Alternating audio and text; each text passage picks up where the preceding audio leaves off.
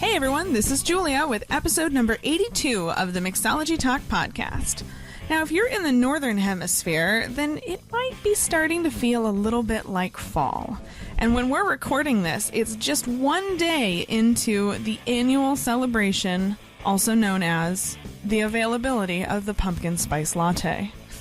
I know 17-year-old girls everywhere are freaking out over this. Myself, I don't know that I've ever actually tried one, but I might have to as some reconnaissance for this episode. Anyway, the days are getting shorter, fall is coming, and I thought it might be interesting to talk a little bit about experimenting with pumpkin in your cocktails. If you're doing a fall seasonal menu, it's probably time to start thinking about it. So maybe we can talk a little bit about using pumpkin in your menu and see if that might work for you. So let's get into it.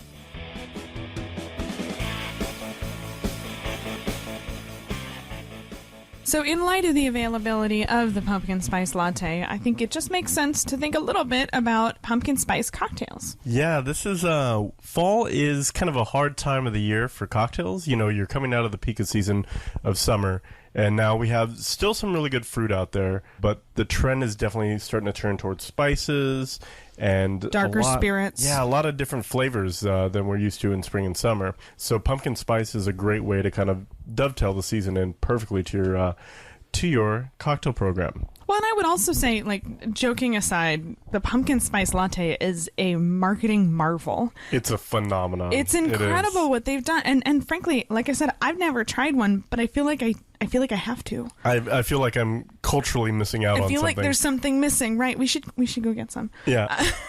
But my point being, if you're the cocktail bar that has the pumpkin spice brandy milk punch, or the pumpkin spice, what's another one that would work? I don't know. I'll have to think about it. I'm sure you can experiment with them. A whiskey sour would be a good one. Oh, there you go. Yeah, pumpkin spice sour or something. You know, guess what? Folks are going to notice, and I think they're going to have all the soccer moms in there. It's true. Gonna be crazy. It's true. I will say the pumpkin spice latte demographic, in my mind, peaks around 18 years old. So you might want to think about your demographics before you invest heavily. But Regardless, I think it's kind of fun to experiment with new flavors in cocktails anyhow. So I thought that pumpkin might be kind of fun one to tackle. Yeah, and we've done a lot of experiment with this. I think it was last year or the year before, because pumpkin, believe it or not, is actually a really hard ingredient to work with. It can be a very subtle flavor, and if you just buy like a pumpkin that you're going to carve for Halloween, that's not the right pumpkin to use. So yeah, it was about a year ago we did a blog post specifically about pumpkin syrup. And at the time we did a bunch of research to figure out, well, what kind of pumpkin do you use? And the real answer is it's all a horrible lie. If you're making pumpkin pie and you're using canned pureed pumpkin, most of that puree is not actually made of pumpkin at all. It's made of a different kind of squash, right? Whose name I don't recall. I know that kabocha is a similar type of squash. I don't know that that's necessarily the one that's always used, but it's not pumpkin. Yeah, and the reason we use kabocha squash, actually, when I was working at a restaurant, I was talking to the chef about this and trying to figure out the way to make this stuff. And he said, what you really have to look for is a squash that has a really high sugar content. And as you know, there are a million different squashes out there. So finding something that has a really high sugar content is kind of key to this whole experiment. And they're not sold in grocery stores because most people aren't buying them because they aren't cute. That, you know, it's not something you're going to be able to carve a jack-o'-lantern out of. It's not something you're going to be able to throw in the oven and roast for dinner. And so it's really, really hard to find. Right. So, and what we started experimenting with was a type of squash called kabocha squash. And we'll put a link or put it in the show notes, the varietal that we use. But basically all you're looking for is a squash that has a high sugar content. If you roast it, it'll really start to caramelize those flavors, but that is just one suggestion that could lead you down the path of a pumpkin syrup. So if you were to start with a actual squash, let's say you were able to acquire said squash, the next step would be to go ahead and roast it, like Chris said, chop it up, and then puree it. So that'll be food processor, blender, something like that. And you're going to end up with something that looks very similar to what you buy in a can. Right. And the reason that you want to roast it is not only to kind of bring out the sugars, but you also kind of want to break down some of the starches. So I think I tried this a long time ago, just juicing it at work, and what I noticed was that it was kind of foamy. Foamy? That's surprising. And just kind of took on a different kind of taste with a cocktail, a little bit on the gritty side, just because those starches stand out. So that's the reason why we went down the direction of roasting it first, is to kind of eliminate some of those starches and express the sugars and get it caramelized. So once you get to that point, if you're going to make it into a syrup, you're going to want to add water and sugar, mix it all together, and then toss it on the stove. The benefit of this is it gives, obviously, the sugar a chance to go ahead and dissolve, and it gives the whole mixture a chance to kind of incorporate and infuse with the pumpkin flavor. So go ahead and simmer it and let it reduce by half, and then the resulting syrup is pretty close to your final product with one key difference, and that is you're going to notice it still has that sort of murky, fibrous sort of texture to it, right? Which is going to be a problem if you're making an old-fashioned. Yeah. If you're making a clear cocktail, it's going to look funky. And so what I would recommend is go ahead and strain it through either a layered cheesecloth or a muslin cloth, or I think a chinois might work for this too, right? Yeah, and it could be a multi-filtration process. I think that we went from large diameter like colander down to a chinois, and I think the final process was a chinois lined with cheesecloth, just to get as much of the pulp out and all that sinewy material out as possible. But it's not going to get all the starch. It's just the nature of this sort of an ingredient. Right, exactly. And one of the key points that Julie didn't mention during this whole process is you really have to make sure that you're wearing yoga pants, because... And Ugg boots. Ugg boots and yoga pants. And a messy bun. I don't even know what that means. What about Crocs? Would Crocs work? I don't know. Crocs and yoga pants, that might be a little too far. I mean, I don't know. I think we got to keep this like really focused. Don't be ridiculous. I know, that's just absurd. Who does that? Okay, yoga pants and Ugg boots. And whatever messy buns are, you got to have messy buns. It's a hairstyle. Oh, okay. What were you thinking? Anyway, let's keep going. Back to the recipe. So you have your strained syrup now, and the result of this, I will be completely honest with you, was almost exactly the same between using the canned puree and the puree that we made from the kabocha squash. So in my humble opinion, if you're not a purist, go buy the can. It's Damn a lot more work. Oh my God, because that process will probably take you 3 hours. I'm not even kidding. And the yield isn't great. The squash is hard to find. It's just, I mean, I think do it once for the experience and then consider it done and never do it again. No, just learn from our mistakes. Just consider it done since we've done it for you. Go ahead, buy the pumpkin puree. However, do not buy the pumpkin pie filling.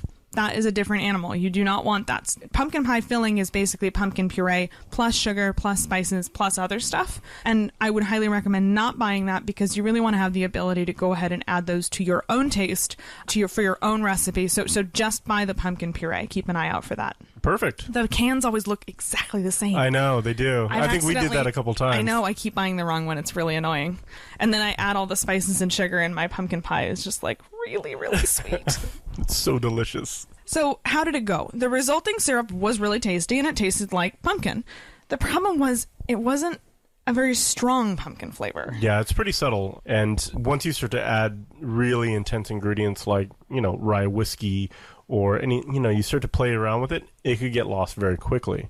And after all that effort, it's kind of a shame. Yeah. So just keep that in mind. We tried everything we could do to kind of amplify the flavors, added a little bit more sugar. But I think one of the best things that we made during that process was essentially a brandy milk punch, where we infused the milk with the pumpkin. And that turned out really well. Right, exactly. Did you use this syrup for that brandy milk punch? I believe I did, yeah. Yeah, and that's a nice, I think, a nice subtle flavor. And it's, it really is, I think probably brandy milk punch is about as close to a latte as it gets behind the bar. Right, exactly. So that kind of makes sense. Yeah. On the other hand, you could just walk in, get a Starbucks pumpkin latte, and just come to the bar and say, hey, do me a favor, add some booze to this. And you're kind of there. What would you add? Brandy. Yeah, it's gotta be brandy. You could add brandy, you could add bourbon, even a sweet I think we might be done here. Yeah. I think that might be your menu item. That might be it, yeah. BYOPL. Yoga pants required. Yeah, exactly. So there's another option. After we published this blog post about making pumpkin syrup, we had a comment from a reader going by Applejack TAC, whose name I don't know, but thank you so much for your comment. And he said that he's had some success actually juicing a raw uncooked pumpkin. which blows my mind because I'm pretty sure our juicer would explode. Yeah, I tried this, like I mentioned earlier, I tried this in the restaurant because we have every industrial piece of equipment known to man. You've got the heavy-duty juicers. Yeah, and it did work. And the only drawback that I had was kind of that grittiness. Now, if you have a way of kind of separating out those starches, I think that's kind of a home run. Super simple. And I wonder that if you put it on a stovetop and just kind of, like we were talking about, reduce it by half, just to intensify the flavor, if that would kind of cook out those starches as well.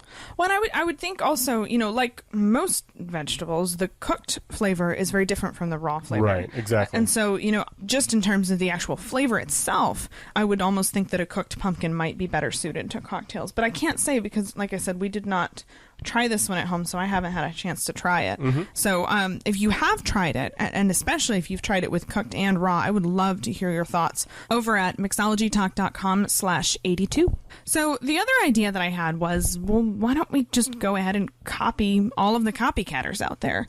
The sort of hashtag PSL craze has resulted in a Pinterest fest of these copycat pumpkin spice lattes all over the internet. And so I was wondering, how do they do it? Sure, yeah. And so what'd you come up with? What the copycats on Pinterest have to say about this Well, first I had to topic? go shopping to get some yoga pants. Okay, check. And then, check.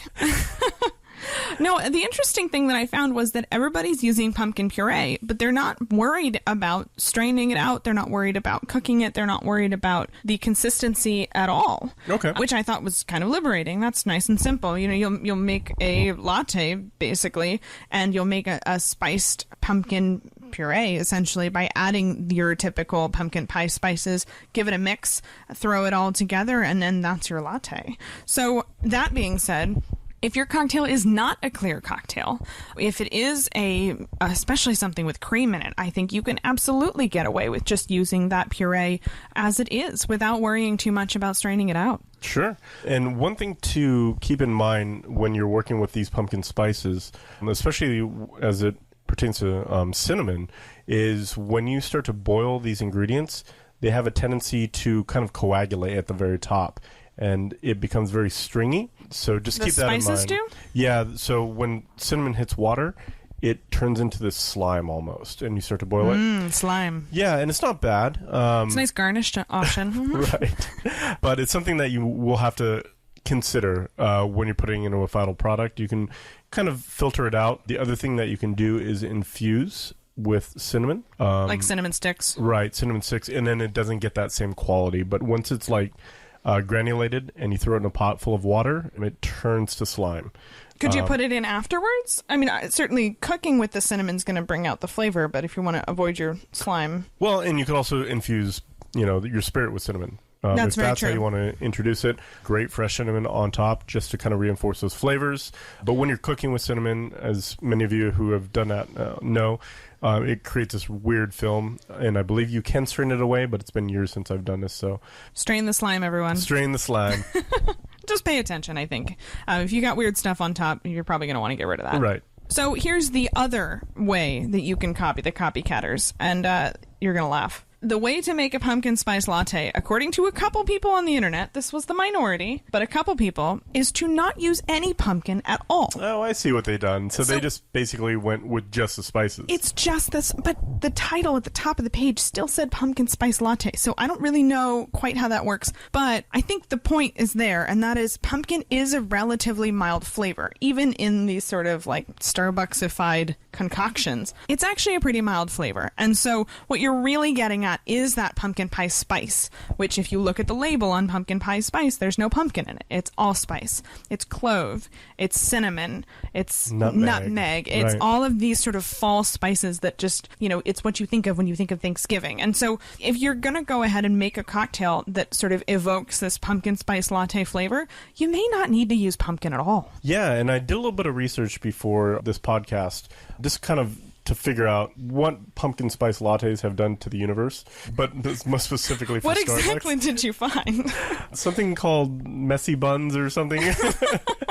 But back in 2013, I think the statistic that you found was they Starbucks has sold over 200 million pumpkin spice lattes, and I think this is kind of before the craze of pumpkin spice lattes. I feel like they've gotten a lot crazier since then. Right. Well, this year it's even more crazy, where they're doing for the people on the rewards program. I don't even know what that means. There's a rewards program? I guess. If you put in your phone number, they'll text you for a sneak preview. Like, they're making us into a launch. It's kind of crazy. And one of the things that they're doing this year, and this will definitely give quite a few people out there a little bit of inspiration for flavor combinations, but they're doing a chili, like a Mexican chili pumpkin spice latte. And that's chili as in the pepper, not as in the bean and meat dish. Right, exactly. So they're looking at... Although you could try that. You could try that. I don't judge. But you could, what they're using is a ancho chili, and I can't remember the other chili, a chili powder, basically. So, I mean, the first product that comes to my mind is Ancho Reyes, which happens to be delicious. That's a great idea. Yeah, so, you got a lot of those flavors in there. You got a little heat. You got those spices in the background, and nothing says cold weather like hot chocolate. Right, so exactly. Making a sort of quote unquote craft hot chocolate is a great way to go ahead and make it a little bit more special. If you're just selling a hot chocolate on the menu, you're going to be limited on your price points. But if you want to go ahead and make it craft, create a craft syrup that you can just go ahead and add a la minute, that's dollars. Yeah, you can go ahead and increase that menu price accordingly. Yeah. Oh, I think I just thought of a really cool one we might try for the holidays here. Pumpkin spice eggnog. Oh, that sounds really good. Right? That sounds really good. Yeah, I think we're gonna have to do that. I think that's happening. Yeah. So if there's a wave of pumpkin spice eggnog going out this year, I'm totally gonna take credit for that. I'm totally gonna do that. Oh dear. There was one more thing that I haven't tried that I did want to mention before closing off this episode, and that is I did not think this was going to be successful, but I Googled pumpkin bitters. Interesting. And there is one. Is there really? There is one company making pumpkin bitters. It's called Workhouse Rye Pumpkin Bitters, and I have never tried it. Me neither. That sounds like a lot of fun to experiment with. Yeah, I could see it working. I mean, again, I do see the challenges that arise when you're trying to pull that pumpkin flavor out, but I could see an infusion working really nicely. So if anybody out there has tried it, let us know in the comments. Mixologytalk.com/82.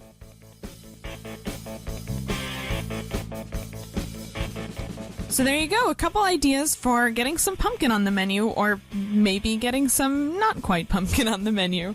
Either way, if you have done this before, if you've put pumpkin spice cocktails on your menu, or even just pumpkin pie spice cocktails on the menu, I would absolutely love to hear about it. It's a really challenging flavor to work with, and I'd love to hear about the ways that you've been successful. So definitely let us know over in the comments at mixologytalk.com/82. And it sounds like we need to go find ourselves some pumpkin spice lattes. We'll catch you next time. Cheers! Never miss an episode by subscribing in iTunes or YouTube. And as always, check out the show notes by clicking on the right.